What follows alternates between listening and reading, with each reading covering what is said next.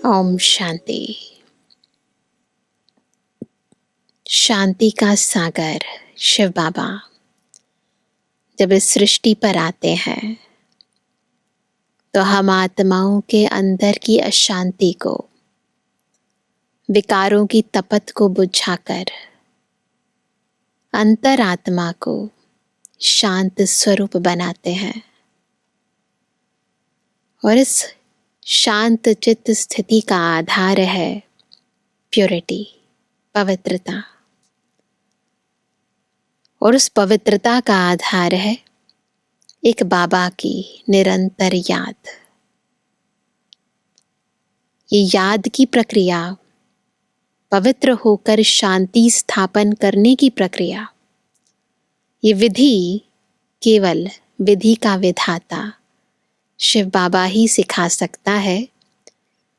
और इस संपूर्ण संसार में किसी भी मनुष्य आत्मा में न इतनी ताकत है, न इतनी बुद्धि है जो इस कलयुगी दुनिया को, इस अशांत दुनिया को शांत बना सके।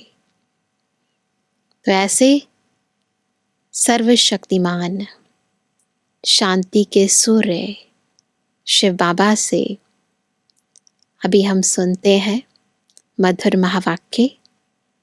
बाबा ने आज इसी टॉपिक पर बहुत अच्छी तरह विस्तार पूर्वक हम सभी को समझाया है। आज है 20 दिसंबर 2023। बाबा के मधुर महावाक्य हैं, मीठे बच्चे अपनी रॉयल चलन से सेवा करनी है। श्रीमत पर बुद्धि को रिफाइन बनाना है, माताओं का रिगार्ड रखना है। 3 बातें बाबा ने सार में बताई। पहला, सेवा कैसे करनी है? अपनी रॉयल चलन से, है ना। फिर बाबा की श्रीमत पर चलकर अपनी बुद्धि को रिफाइन बनाना है। तीसरा, माताओं का रिगार्ड रखना है, सम्मान करना है। प्रश्न है, कौन सा कर्तव्य एक बाप का है, किसी मनुष्य का नहीं? कौन सा है वो कर्तव्य? उत्तर है, सारे विश्व में पीस स्थापन करना। यह कर्तव्य बाप का है। मनुष्य भल कितनी भी कॉन्फ्रेंस आदि करते रहे, पीस हो नहीं सकती। शांति का सागर बाप जब बच्चों से पवित्रता की प्रतिज्ञा कराते हैं, तब पीस स्थापन होती है। पवित्र दुनिया में ही शांति है।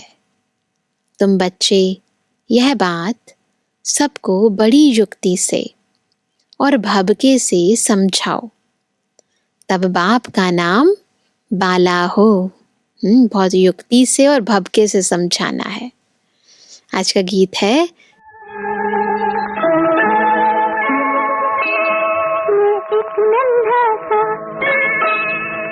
एक छोटा सा बच्चा हूँ, तुम हो बड़े बलवान, प्रभु जी मेरी याद रखो। मैं एक नन्हा सा, मैं एक छोटा सा बच्चा हूँ, तुम हो बड़े बलवान, प्रभु जी मेरी याद रखो। मैं एक नन्हा सा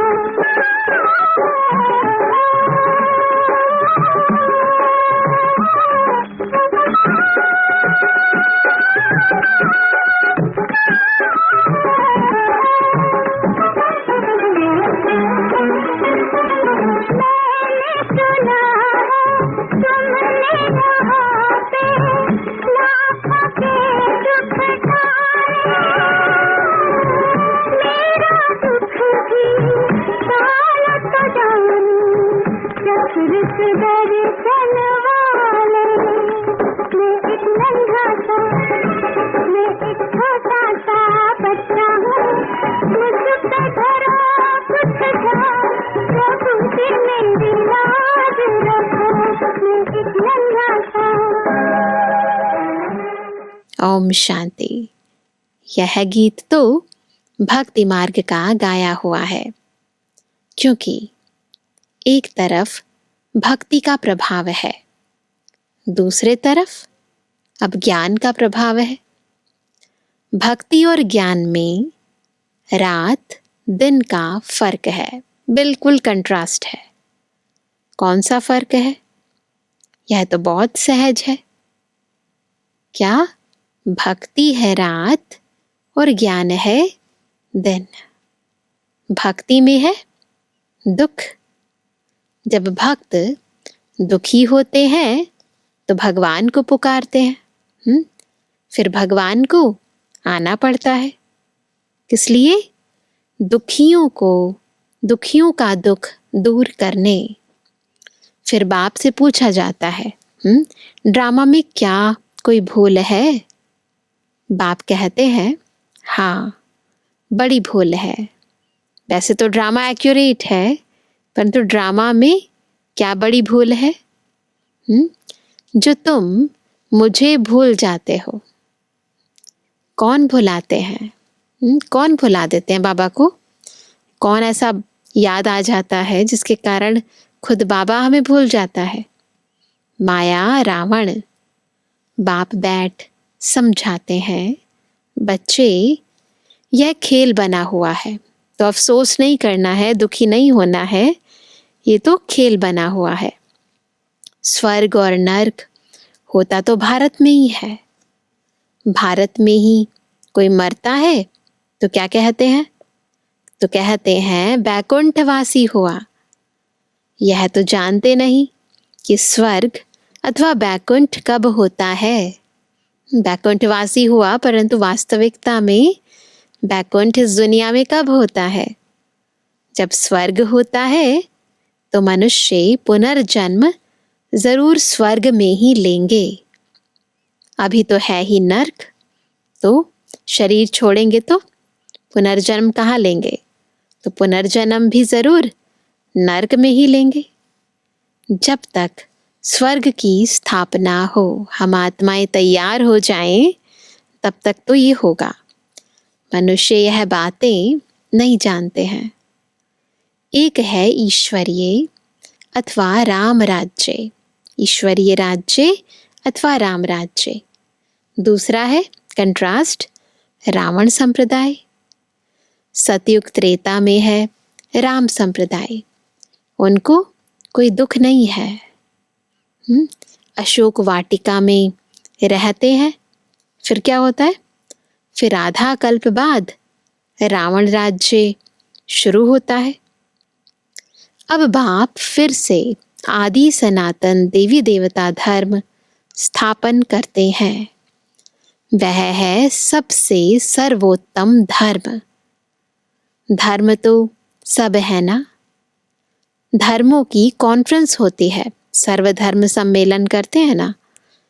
भारत में अनेक धर्म वाले आते हैं, कॉन्फ्रेंस करते हैं।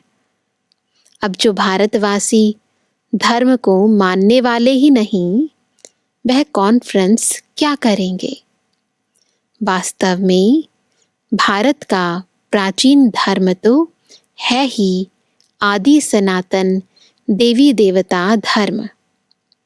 हिंदू धर्म तो है नहीं। सबसे ऊंच है देवी देवता धर्म। अब कायदा कहता है सबसे ऊंच ते ऊंच धर्म वाले को गद्दी पर बिठाना चाहिए। सबसे आगे किसको बिठाएं? किसको बिठाएं? इस पर भी कभी उन्हों का झगड़ा लग पड़ता है। हाँ, कौन सबसे ज्यादा श्रेष्ठ है? जैसे एक बार कुंभ के मेले में झगड़ा हो गया था। वह कहे पहले हमारी सवारी चले, वह कहे पहले हमारी, लड़ पड़े थे। तो अब इस कॉन्फ्रेंस में बच्चों को यह समझाना है कि ऊंच ते ऊंच कौन सा धर्म है। कौन सा धर्म है ना? तो बाबा कहते हैं वह तो जानते नहीं। बाप कहते हैं आदि सनातन है ही देवी देवता धर्म, जो अब प्राय लोप हो गया है और अपने को हिंदू कहलाने लग पड़े हैं। अब चीन में रहने वाले अपना धर्म चीन तो नहीं कहेंगे। वो लोग तो जिसको नामी ग्रामी देखते हैं उनको मुख्य करके बिठा देते हैं। कायदे अनुसार कॉन्फ्रेंस में बहुत तो आ नहीं सकते, सिर्फ रिलीजन के हेड्स को ही। सबको तो नहीं बुलाएंगे ना, केवल जो धर्म के हेड्स होंगे उनको ही निमंत्रण दिया जाता है। बहुतों से फिर बहुत बोलचाल हो जाता है। अब उन्हों को राय देने वाला तो कोई है नहीं, कोई नहीं है, तुम हो ऊंच ते ऊंच देवी देवता धर्म वाले। अब देवता धर्म की स्थापना कर रहे हो, तुम ही बता सकते हो भारत का जो मुख्य धर्म है, जो सब धर्मों का माए बाप है, उनके हेड को इस कॉन्फ्रेंस में मुख्य बनाना चाहिए। गद्दी नशीन उनको करना चाहिए, बाकी तो सब हैं उनके नीचे। तो मुख्य बच्चे जो हैं उनकी बुद्धि चलनी चाहिए। भगवान अर्जुन को बैठ समझाते हैं। ब्रह्मा बाबा अर्जुन, संजय यह है, जगदीश भाई साहब को संजय का टाइटल। अर्जुन तो है रथी ना, उनमें रथवान है बाप। वह समझते हैं रूप बदलकर श्री कृष्ण के तन में आकर ज्ञान दिया है। भक्ति मार्ग वाले ऐसे समझते हैं, परंतु ऐसे तो है नहीं। अब प्रजापिता भी है, त्रिमूर्ति के ऊपर बहुत अच्छी रीति समझाया जा सकता है। त्रिमूर्ति के ऊपर शिव बाबा का चित्र जरूर चाहिए। वह है सूक्ष्म वतन की रचना। बच्चे समझते हैं यह विष्णु है पालन करता, प्रजापिता ब्रह्मा है स्थापन करता, तो उनका भी चित्र चाहिए। यह बड़ी समझ की बात है, बुद्धि में रहता है। प्रजापिता ब्रह्मा जरूर है, विष्णु भी तो चाहिए, जिससे स्थापना कराएंगे उससे ही पालना भी कराएंगे। आत्मा तो वही है। स्थापना कराते हैं ब्रह्मा से, ब्रह्मा के साथ सरस्वती आदि बहुत बच्चे हैं। वास्तव में यह भी पतित से पावन बन रहे हैं।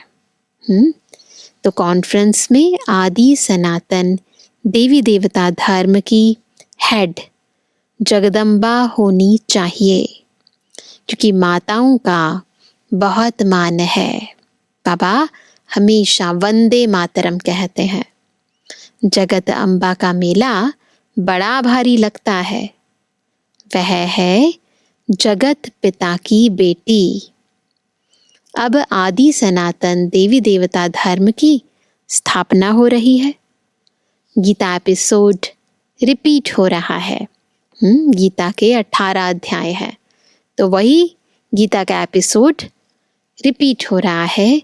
यह वही महाभारत की लड़ाई सामने खड़ी है। बाप भी कहते हैं मैं कल्प कल्प कल्प के संगम युग पर आता हूँ, भ्रष्टाचारी दुनिया को श्रेष्ठाचारी बनाने। जगत अम्बा गॉडेस ऑफ नॉलेज गाई हुई है, उनके साथ ज्ञान गंगाएं भी हैं। उनसे पूछ सकते हैं कि उनको यह नॉलेज कहाँ से मिली हुई है। नॉलेजफुल गॉडफादर तो एक ही है, वह नॉलेज कैसे दे? जरूर उनको शरीर लेना पड़े। तो ब्रह्मा मुख कमल से सुनाते हैं, ये माताएं बैठ समझाएंगी। कॉन्फ्रेंस में उन्हों को यह मालूम होना चाहिए ना कि बड़ा धर्म कौन सा है? यह तो कोई समझते ही नहीं कि हम आदि सनातन देवी देवता धर्म के हैं। सब अपने को हिंदू कहलाते हैं। बाप कहते हैं यह धर्म जब प्राय लोप हो जाता है तो मैं आकर फिर स्थापन करता हूँ। अभी देवता धर्म है नहीं, बाकी 3 धर्मों की वृद्धि होती जा रही है। तो जरूर देवी देवता धर्म फिर से स्थापन करना पड़े, फिर यह सब धर्म रहेंगे ही नहीं। बाप आते ही हैं आदि सनातन देवी देवता धर्म की स्थापना करने। तुम बच्चियां ही बता सकती हो कि पीस कैसे स्थापन हो सकती है। शांति का सागर तो है ही परम पिता परमात्मा, तो पीस जरूर वही स्थापन करेंगे। ज्ञान का सागर, सुख का सागर वही है। गाते भी हैं पतित पावन आओ, आकर के भारत को पावन राम राज्य बनाओ। पीसफुल तो वही बनाएंगे, जो खुद पीसफुल है वही बनाएंगे। यह बाप का ही कर्तव्य है। तुम उनकी मत पर चलने से श्रेष्ठ पद पाते हो। बाप कहते हैं जो मेरे बनेंगे, राजयोग सीखेंगे और पवित्रता की प्रतिज्ञा करेंगे कि बाबा हम पवित्र बन 21 जन्मों का वर्षा लेंगे, वही मालिक बनेंगे। क्या करना पड़ेगा मालिक बनने के लिए? जो बाबा के बनेंगे, राजयोग सीखेंगे और पवित्रता की प्रतिज्ञा करेंगे। पतित से पावन बनेंगे। पावन कौन है? पावन है लक्ष्मी नारायण सबसे ऊंच। फिर अभी पावन दुनिया की स्थापना हो रही है। तुम पीस के लिए कॉन्फ्रेंस कर रहे हो, परंतु मनुष्य थोड़े ही पीस करेंगे। कितनी भी कॉन्फ्रेंस करे ना, परंतु कोई भी मनुष्य पीस नहीं कर सकता। यह तो शांति के सागर बाप का काम है। कॉन्फ्रेंस में बड़े आदमी आते हैं, बहुत मेंबर्स बनते हैं, तो उन्हों को राय भी देनी पड़े। फादर शोज सन। शिव बाबा के पोत्रे ब्रह्मा के बच्चे हैं। God is of knowledge. उनको गॉड ने नॉलेज दी है। मनुष्य तो शास्त्रों की नॉलेज पढ़ते हैं। ऐसे भबके से समझाओ तो बड़ा मजा हो। युक्ति जरूर रचनी पड़ती है, तरीके से ही बताना पड़ता है। एक तरफ उन्हों की कॉन्फ्रेंस हो और दूसरे तरफ फिर तुम्हारी भी भबके से कॉन्फ्रेंस हो। चित्र भी क्लियर है, जिनसे झट समझ जाएंगे। उनका ऑक्यूपेशन अलग है, उनका अलग है। ऐसे थोड़े ही सब एक ही एक है, ऐसे तो नहीं है ना सब एक ही एक है। नहीं, सभी धर्मों का पाठ अलग अलग है। शांति के लिए मिल करके कार्य करते हैं। कहते हैं रिलीजन इज माइट, परंतु सबसे ताकत वाला कौन? वही आकर के पहला नंबर देवी देवता धर्म की स्थापना करते हैं। यह तुम बच्चे ही जानते हो। पापा कैसे आते हैं, कैसे स्थापना करते हैं, ये सब केवल हम बच्चे जानते हैं। दिन प्रतिदिन तुम बच्चों को पॉइंट्स मिलती रहती हैं। समझाने की पावर भी है। योगी की पावर अच्छी होगी। बाबा कहते ज्ञानी तो आत्मा ही मुझे प्रिय है। ऐसे नहीं कि योगी प्रिय नहीं है। जो ज्ञानी होंगे वह योगी भी जरूर होंगे। योग परमपिता परमात्मा के साथ रखते हैं। योग बगैर धारणा नहीं होगी। जिनका योग नहीं है, तो धारणा भी नहीं है। जितना योग होगा उतनी धारणा होगी, क्योंकि देह अभिमान बहुत है। योग क्यों नहीं लगता? क्योंकि बॉडी कॉन्शियसनेस है। बाप तो समझाते हैं, आसुरी बुद्धि को दैवी बुद्धि बनाना है। पत्थर बुद्धि को पारस बुद्धि बनाने वाला बाप ईश्वर है। रावण आकर के पत्थर बुद्धि बनाते हैं। उन्हों का नाम ही है आसुरी संप्रदाय। देवताओं के आगे कहते हैं, हमारे में कोई गुण नहीं, हम कामी कपटी हैं। तुम माताएं अच्छी रीति समझा सकती हो। मुरली चलाने का इतना हौसला चाहिए। बड़ी बड़ी सभाओं में ऐसी ऐसी बातें करनी पड़े। ममा है गॉड इज ऑफ नॉलेज, ज्ञान की देवी। ब्रह्मा को कभी गॉड ऑफ नॉलेज नहीं कहा जाता है। सरस्वती का नाम गाया हुआ है। सरस्वती का नाम गाया है, वो है ज्ञान की देवी। जिसका जो नाम है वही रखते हैं। माताओं का नाम बाला करना है। कई गोपों को बहुत देह अभिमान है। समझते हैं हम Brahma Kumar God of knowledge नहीं है क्या? अरे खुद ब्रह्मा ही अपने को गॉड ऑफ नॉलेज नहीं कहते। माताओं का बहुत रिगार्ड रखना पड़े। यह माताएं ही जीवन पलटाने वाली हैं। तो ये क्या है? शिव भगवानुवाच, खुद बाबा कहते हैं।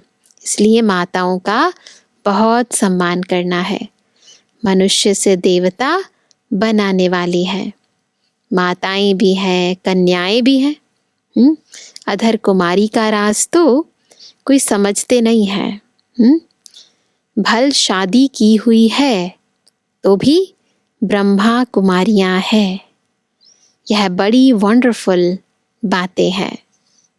जिन्हों को बाप से वर्षा लेना है वह समझते हैं। वंडरफुल बातें हैं, लेकिन कौन समझेंगे? जिन्हें बाबा से वर्षा लेना है। बाकी जिनकी तकदीर में नहीं है वह क्या समझेंगे? नंबरवार दर्जे जरूर है। वहां भी कोई दास दासियां होंगे, कोई प्रजा होंगे। प्रजा भी चाहिए। सतयुग में भी कैटेगरीज हैं। मनुष्य सृष्टि वृद्धि को पाती रहेगी तो प्रजा भी वृद्धि को पाती रहेगी। तो ऐसी ऐसी कॉन्फ्रेंस जो होती हैं, सारी बात क्या है? कॉन्फ्रेंस पर क्या समझाना है ना? उसके लिए जो अपने को मुख्य समझते हैं उनको तैयार रहना चाहिए। जिनमें ज्ञान नहीं है वह जैसे छोटे ठहरे। इतनी बुद्धि नहीं तो बड़ा और छोटा, उसका आधार भी क्या है? ज्ञान। तो बाबा कहते इतनी बुद्धि नहीं। देखने में भल बड़े हैं, एज से भले बड़े हैं, परंतु बुद्धि नहीं है, वह छोटे हैं। कोई कोई की बुद्धि बड़ी अच्छी है। सारा मदार किस पर है? बुद्धि पर है। छोटे छोटे भी तीखे चले जाते हैं। कोई की समझानी में बड़ा मिठास होता है। बातचीत बड़ी रॉयल करते हैं। समझेंगे यह रिफाइन बच्चे हैं। चलन से भी शो होता है ना। बाबा का नाम चलन से, चेहरे से बाला होता है। बच्चों की चलन बहुत रॉयल होनी चाहिए। कोई अनरॉयल काम नहीं करना चाहिए। अनरॉयल जैसे साधारण काम। नाम बदनाम करने वाले ऊंच पद पा नहीं सकते। शिव बाबा का नाम बदनाम करते हैं तो बाप का भी हक है समझाने का। अच्छा मीठे मीठे सिकंदर जन्मवानी बच्चों पितृवानी बाप दादा का दिल जान सको प्रेम से नंबरवार पुरुषार्थ अनुसार याद कर वाली। रूहानी बच्चों की रूहानी बाप दादा को गुड मॉर्निंग, नमस्ते नमस्ते नमस्ते। रात्रि क्लास। अब तुम बच्चे समझते हो कि हम जीव आत्माएं परमपिता परमात्मा के सम्मुख बैठे हैं। इसको ही मंगल मिलन कहा जाता है। गाया जाता है ना, मंगलम भगवान विष्णु। अभी मंगल है ना मिलन का। भगवान वर्षा देते हैं विष्णु कुल का, इसलिए उनको मंगलम भगवान विष्णु कहा जाता है। बाबा इसका अर्थ बताते हैं। जब आप मिलते हैं जीवात्माओं से, वह मिलन बड़ा सुंदर है। तुम भी समझते हो। अभी हम ईश्वरीय बच्चे बने हैं। ईश्वर से अपना वर्षा लेने लिए बच्चे जानते हैं, ईश्वर के वर्षे बाद दैवी वर्षा मिलता है, अर्थात स्वर्ग में पुनर्जन्म मिलता है। तो तुम बच्चों को खुशी का पारा चढ़ा रहना चाहिए। तुम जैसा खुश नसीब व सौभाग्यशाली तो कोई नहीं दुनिया में सिवाय ब्राह्मण कुल के और कोई भी भाग्यशाली हो नहीं सकता। विष्णु कुल सेकंड नंबर में हो गया। वह दैवी गोद हो जाती, देवी देवताओं की गोद हो जाती। अभी ईश्वरीय गोद है। यह तो ऊंच ठहरे ना। दिलवाड़ा मंदिर ईश्वरीय गोद का मंदिर है। हम संगम युगी ब्राह्मणों की यादगार है। जैसे अंबा के भी मंदिर है, वह इतना संगम युग का साक्षात्कार नहीं कराते हैं। यह दिलवाड़ा मंदिर संगम युग का साक्षात्कार कराता है। बच्चों को जितनी समझ है उतना और कोई मनुष्य मात्र को हो ना सके। जितना तुम ब्राह्मणों को समझ है उतनी देवताओं को भी नहीं। तो कितने भाग्यशाली हैं हम। तुम संगम युगी ब्राह्मण हो। वह संगम युगी ब्राह्मणों की महिमा करते हैं। कहते हैं ब्राह्मण सुदेवता बनते हैं, ये महिमा करते हैं दुनिया में। ऐसे ब्राह्मणों को नमः। ब्राह्मण ही नर्क को स्वर्ग बनाने की सर्विस करते हैं। ऐसे बच्चों यानी ब्राह्मणों को नमस्ते करते हैं, इसलिए ब्राह्मणों को भी नमस्ते करते हैं। अच्छा, गुड नाइट। धारणा के लिए मुख्य सार। पहला, बाप का प्रिय बनने के लिए क्या करना है? ज्ञानी और योगी बनना है। देह अभिमान में नहीं आना है। दूसरा, मुरली चलाने का हौसला रखना है। अपनी चलन से बाप का शो करना है। बातचीत बड़े मिठास से करनी है। आज का वरदान है, कर्म भोग को कर्म योग में परिवर्तन कर। कर्म भोग को कर्म योग में परिवर्तन कर सेवा के निमित्त बनने वाले भाग्यवान भव। कैसे बनेंगे भाग्यवान?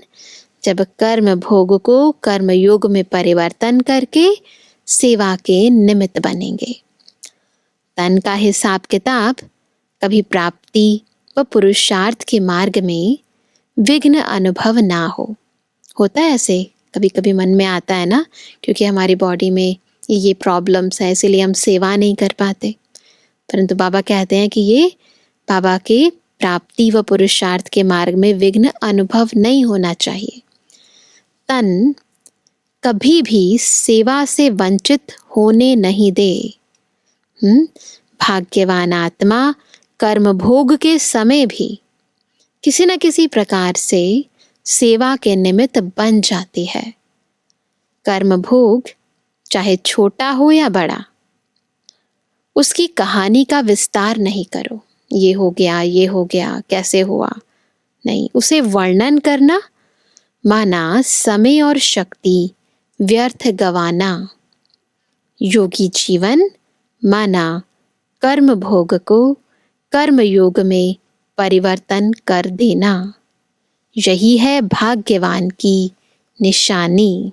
तो सभी भाग्यवान है ना, सभी को अनुभव है कि जब हम बाबा की याद में कोई भी सेवा करते हैं तो समय कभी कोई दर्द भी नहीं होता, कोई दुख भी नहीं होता, कोई परेशानी भी नहीं होती, है ना।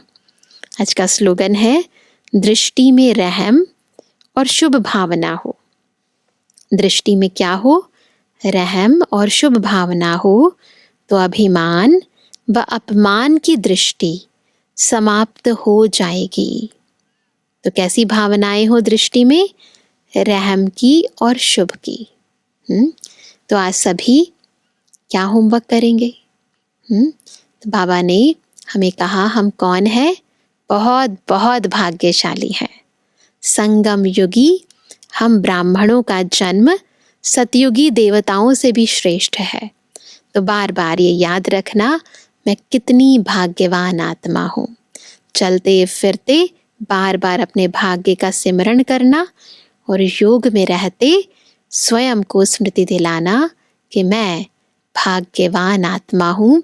भाग्य का सितारा मस्तक पर चमक रहा है। अच्छा, ओम शांति।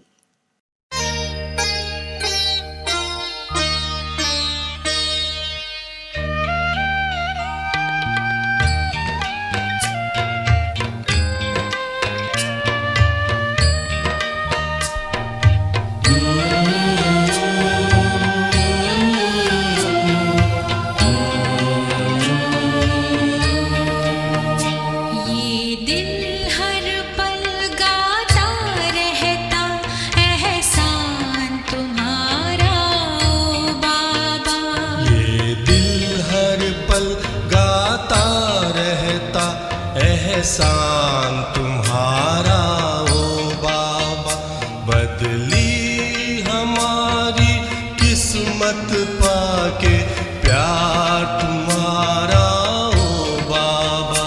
बदली हमारी किस्मत पाके प्यार तुम्हारा ओ बाबा।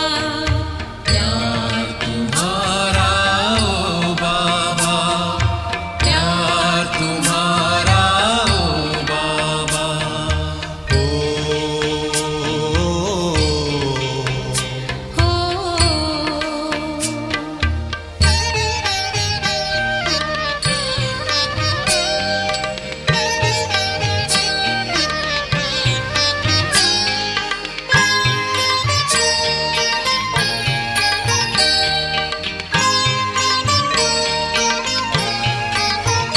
हम खुश नसीब हैं बाबा, तेरे स्नेह से पल रहे हैं।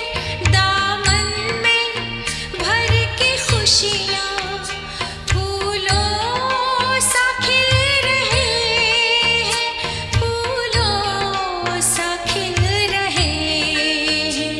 ये आंखें करती रहती बस दीदार तुम्हारा ओ बाबा। ये दिल हर पल गाता रहता एहसान तुम्हारा ओ बाबा।